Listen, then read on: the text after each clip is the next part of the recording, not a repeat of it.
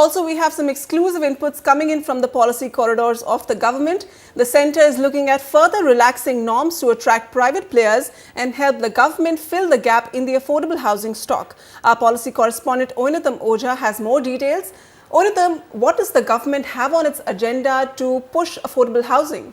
Well, first up, Vasudha, what we can expect from the government this time round is further relaxation of FAR norms. They would like to come out with a policy that would incentivize and make optimal use of FAR wherever possible. Also, they are looking at coming up with a standard definition for affordable housing. This has been a demand from the industry for a very long time, like all other demands when it comes to affordable housing. Also, the exposure of external commercial borrowing is likely to be further enhanced when it comes to affordable housing projects. The interest rates are expected to be lowered.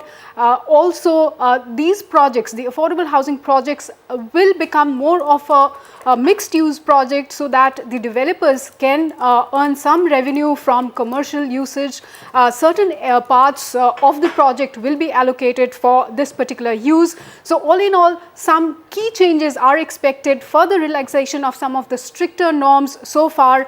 All of this keeping in view the government's agenda of housing for all by 2020. There's a huge affordable housing stock that the government has to create, and this obviously cannot be done without the private players' participation. We already have a policy which has not attracted as many players as is required. So all of these in the boardroom as of now, it has to go to the cabinet. Before that, it also has to go to the finance ministry for all the interest rate and ECB related clearances.